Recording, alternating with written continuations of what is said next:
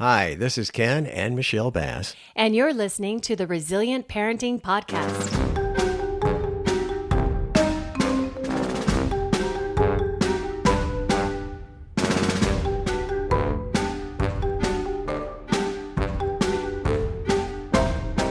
Well, welcome back. No, really, welcome back you.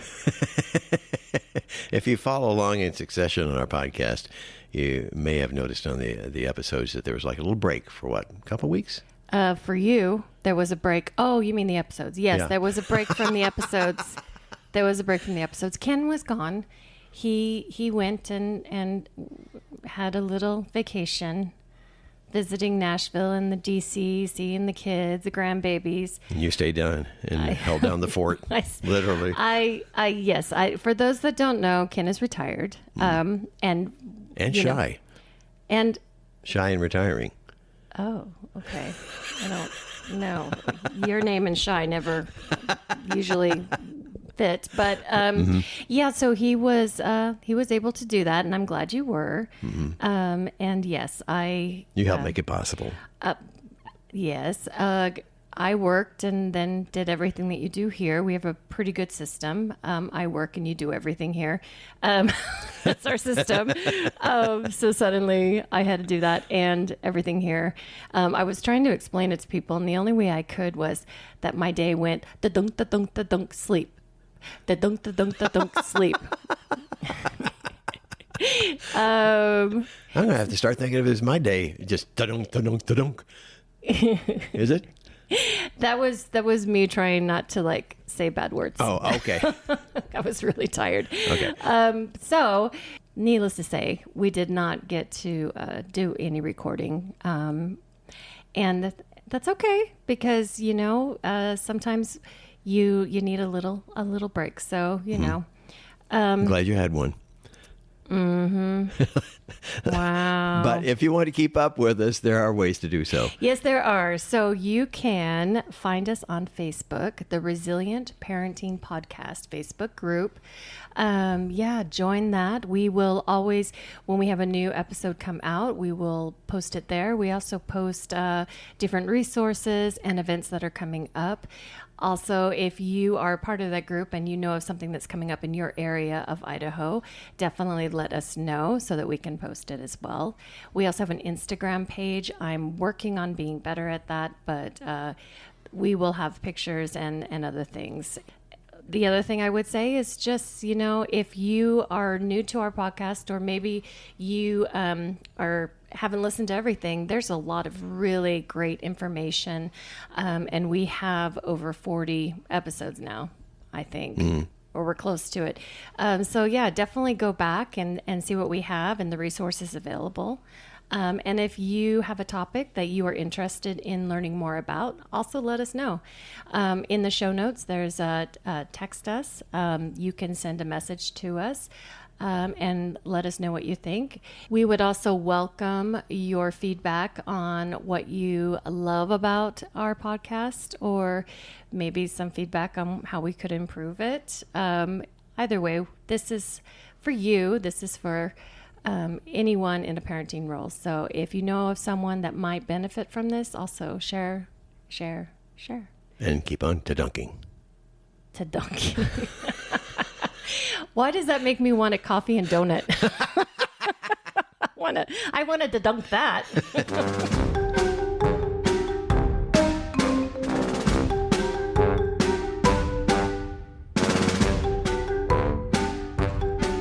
We are joined by Sarah Gornik, Program Coordinator and Parent Educator Coordinator with Idaho Parents Unlimited. And I just realized, also my younger sister's high school best friend. Yep. So it's a small world after all. Okay. Oh, so welcome to our podcast. Tell us about yourself. Well, gosh, that's a loaded question. We got time. Okay. How much do you want to know? Well, tell us about what you do at Idaho Parents Yeah. Unlimited, and then what brought you. Okay. So I am We are Idaho's Parent Training and Information Center and Family to Family Health Information Center. That's a mouthful. To tell what we do in a 30-second elevator speech, that's our entire name. Takes 30 minutes just to explain who we are. But we are, so every state has a Parent Training Information Center, and every state has a Family to Family Health Information Center. But we exist to help families navigate special education and services for their children who are eligible for extra support in school through special education, and if they have a disability or a special health care need. And then the Family to Family Health Information Center, we exist to help families who have kids with disabilities or special health care needs navigate the complex systems that serve our kids with health, understanding health systems, understanding the services in Idaho that their kids could access for intervention or any things like that. So we don't provide direct service to a family, like we don't carry a client caseload, but families can call our office. We do trainings for them, classes, online classes. We'll go out into the communities and teach and train professionals and families on how to be collaborative partners in their raising our kids in Idaho. So we're statewide. So we our home office is in Boise, but we will travel. We travel from corner of the bottom of Bear Lake to the mountaintops of Bonners Ferry. So Wow. Yeah. So you said that You need this to put is that on a T-shirt. home I know. office. Home office. So the other branch offices? No, so we're the only this- office. So okay. we do a lot of remote work.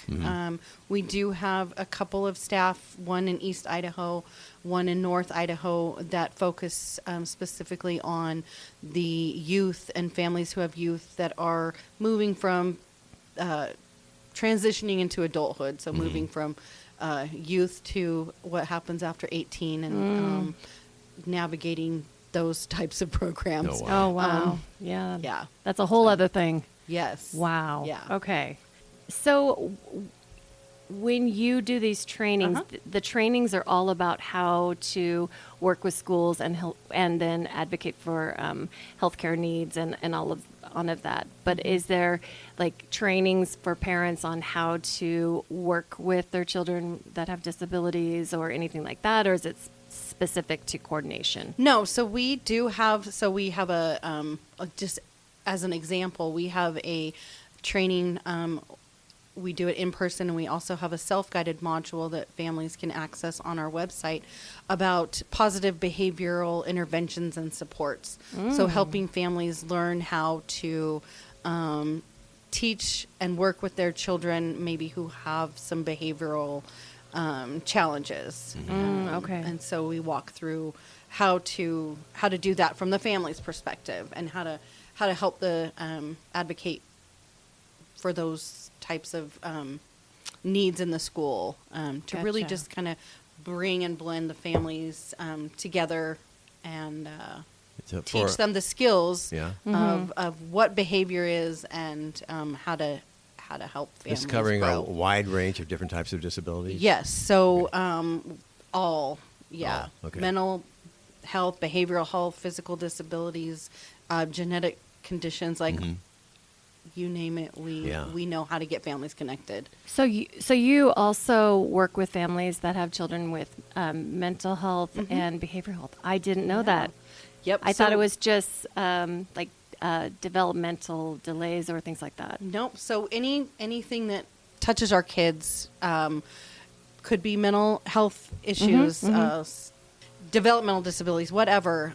Anything that our kids are needing support with in the school or needing help finding within the community, that might bring them with challenges, or they might need extra supports or interventions. So we are very well connected to the programs that exist in all of those areas. Oh, I see. So connecting yeah. to other programs that are doing some of that work too. Yeah, yeah. Okay. So we're one of our families. We do a parent leadership development program, and one of our parents that went through it kind of equated us to be like the librarians. We're like the librarians of finding supports and services for kids in Idaho with disabilities, special health care needs, all of those things.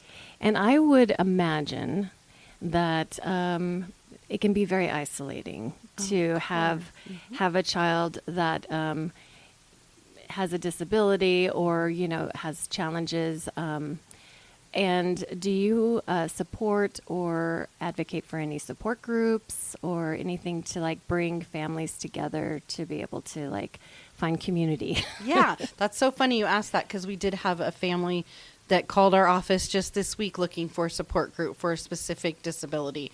So we don't here in our office house a support group or anything like that, but we are so connected within our groups and within our state, and parents who call us and other groups that they work with, that we know how to get families connected to those support groups. Okay. Or there's a lot of online presence in Facebook groups that do support each other, and so with that knowledge, we're able to kind of guide and direct families to like directly to those groups and programs. And so I'm sure there are a lot of families that are involved with this, but could you give a rough estimate of just how many families you guys may be involved with right now? Yeah, sure. So I'll just put this into perspective in the education field. So there's about 40,000 students in Idaho, kids in Idaho, accessing special education services, and that's birth to 21 across the state. So we and not obviously all of them are calling our office, but we serve about instances of assistance on an annual basis, about 12 to 1,300 families. Wow. So, yeah. And I'm very curious. Yes. I would love to know how you got involved in this organization. Absolutely. So, because the nature of our organization and some of the requirements that parent centers have to fulfill within their grant and the family to family, their health information centers, one of the requirements is that we, as parent educators and staff, are families of children with disabilities. So the majority of our staff have to be related to be a parent or have a direct connection to a person with a disability. And so with that said, there are 8 of us who do the work here in our office in different and varying positions. And we are, I believe, at like 80% of our staff have a child with a disability or a family member. So we... Makes you more relatable, basically. Absolutely. Yeah. And that's the whole point of parent centers, is we are the parents that we serve, because like you said earlier, it's very isolating when you have a child who has a need, a different need. And I am the parent of a young man. I have 3 children. Who has, he was a micro-preemie. He was born at 26 weeks, weighing 1 pound, 10 ounces. Oh my gosh. So, it's hard to imagine what that looks like. But he was the length of a Barbie doll with the size of a Granny Smith apple. So, if you fit his head in the palm of your hand, it was a very interesting situation. And so because of that early birth and traumatic birth, we lived in the NICU for 4 months. Oh wow! And he's developed some physical disabilities and some developmental disabilities from that. He has cerebral palsy. He's quadriplegic, so he uses a wheelchair. Has a feeding tube to eat. Has epilepsy and some rare seizure conditions, lung issues, uses a communication device to communicate, except for when he's communicating with me. He just screams and yells at You me. have your own but way. he's 20, so we're just going to chalk that up to him just being a young man in his 20s. Yes. Right? No, none of those boys want to talk to their mom when they're that age. Yeah. So Oh my I goodness. have my older boys example to thank for that. Yes. Because it really tugs on the mama's heartstrings Aw. when, when your boy doesn't need you anymore.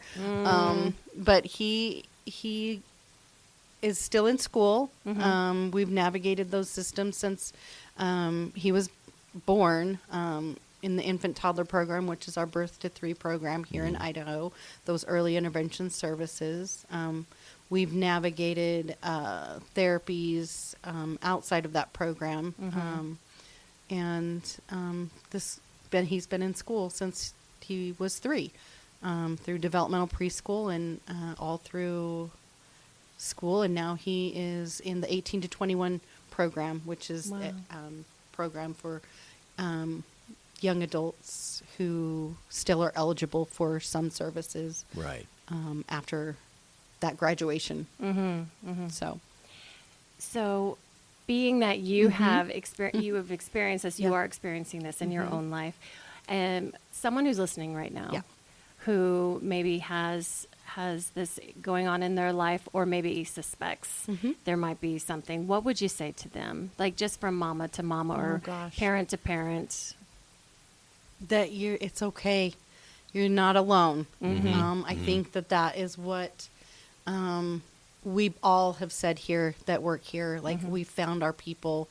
We don't have to spill our guts and share our entire story about our kids who want to beat us up or who are left out of things, because we already know. You don't have to tell me that and live through it every single time you're calling and explaining your story.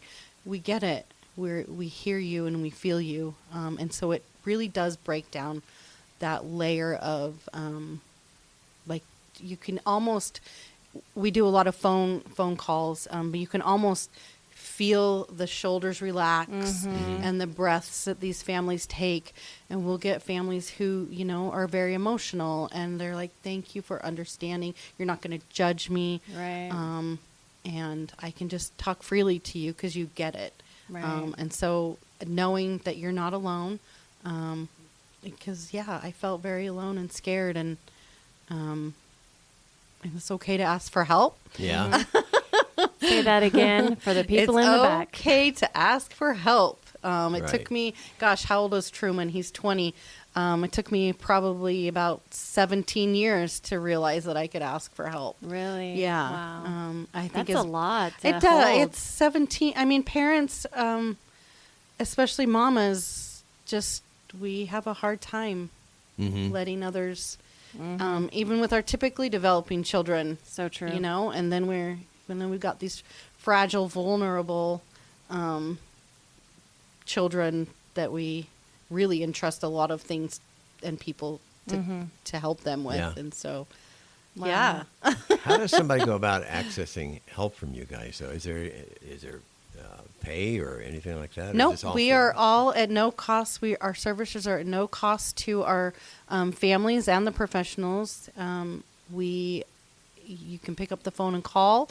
Go on our website. We have an intake email that you can reach out to, and it gets routed through our system. And we do our very best to get back to families within 24 hours.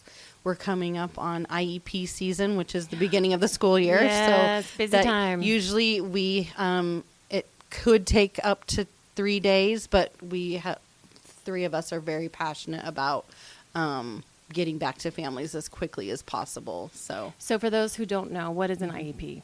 an IEP is an individualized education program. It's what your child may be found eligible for through an assessment and evaluation process that your school district would do if there's a suspected disability or a learning disability, anything. Idaho has 14 disability categories. And we also have a 504. Yes. Can you explain that as well? Yes, and so 504s are for children who have a disability, and it does impact access to their education, but they might not need that individualized instruction, or they may not need their education delivered to them differently. Where an IEP, that individualized education plan or program, does spell out how that student is going to receive the information and content that's delivered differently than what they're normally getting and what their general educated peers are getting. Right. So really quick, I am curious about the Parent Summit that you have scheduled for November 8th. What is that? Okay, so this is going to be our regional Parent Voice Summit with some of our partners. One of the sponsors of this podcast, the Idaho Children's Trust Fund, the Casey Family Foundation, and a few other sponsors. But we've done this. We did this 2 years ago here in Boise. We did a big Parent Voice Summit for families who have kids living in Idaho. Didn't matter if you had disability or not. For families to learn how to advocate for systems that touch our children in Idaho. Policy, any way that we can teach parents to learn how to share their story about what life is like living with their kids, and programs that affect them, early childhood education, all of those things. And so all of these organizations really wanted to bring families together to, one, network with each other, find each other. Again, that we're never alone. We wanted to bring families together. Find your people. Exactly. And then learn how to lean on their communities to build kind of a coalition or a network of a solid group of people that they could count on to build these up. And so we didn't want that to go away. And so this year we are doing regional Parent Voice Summits. We brought people in 2 years ago to the Boise area, but now we are bringing this to the regional areas. So we are bringing the Parent Voice Summit to the families. Okay. So they don't have to come here.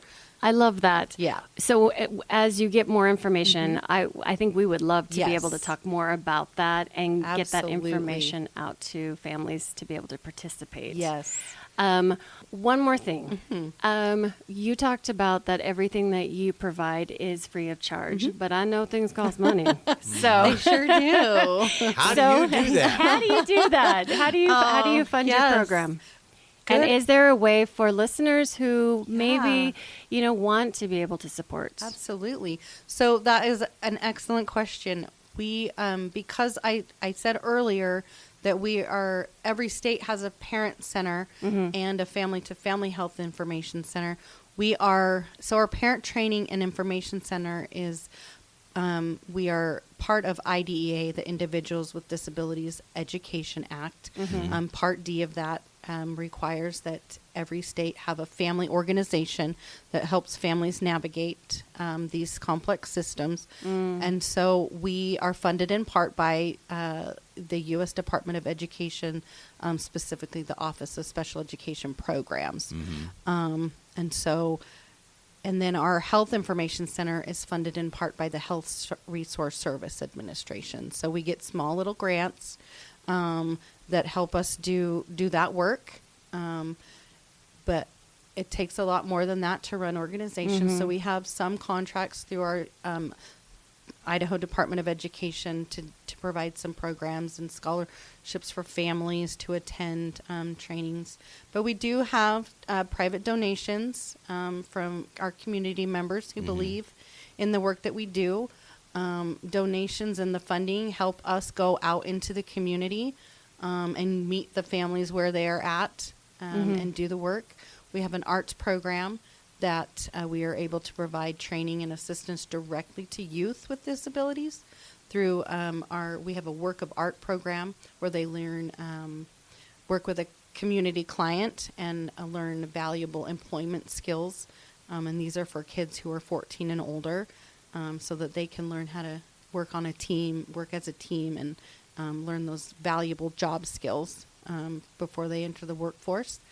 And then we have artist in residence programs where those artists, teaching artists will go out into the schools or into the community and provide education through arts. And that could be performing arts. It could be through tactile arts programming and things like that. So, and we're at risk for losing that program because we know with recent developments that a lot of our funding is being is on the chopping block. So we just found out that we will receive some of our funding to keep our parent center going and our health information center continuing to go, but arts are being cut everywhere. And so we are having to scale way back and may not be able to keep that program going. Unless you got some huge donations. Unless we get some funding. So if somebody wanted to make a huge donation, what do they do? Donations? Yeah. What about volunteering and like being at like space and materials or time? Anything, yeah. Okay. Because there's lots of different ways to help. Yeah. So, but I also like that idea of big donations. But little ones, they add up. And, the more funding we have, the more people we can hire and the more families we can help. Right. We are a statewide agency. Most of us are here in the Boise area, but if we could get someone in each of the regions, that would be more beneficial to families. So again, who would they contact? We have a donate button on our website. They could contact Angela Lindig, our executive director, or any of us who could direct to that. Yeah, and we will have all the links in the show notes. In addition to some of these great programs that you're talking about, we'll have it all there. Really appreciate your time today and the little walk down memory lane. I'm not going to ask you to do any cheers. That's a little hint that she might have been, involved in cheerleading. But anyway. We won't talk about the fact that you guys both attended the same high school a few years apart. And where was I all this time? You were on the radio. You were a grown-up. You were a grown-up, Ken. How I've regressed. I know. I was like, not anymore. Well, thank you so much. You're welcome. Thank you for having us.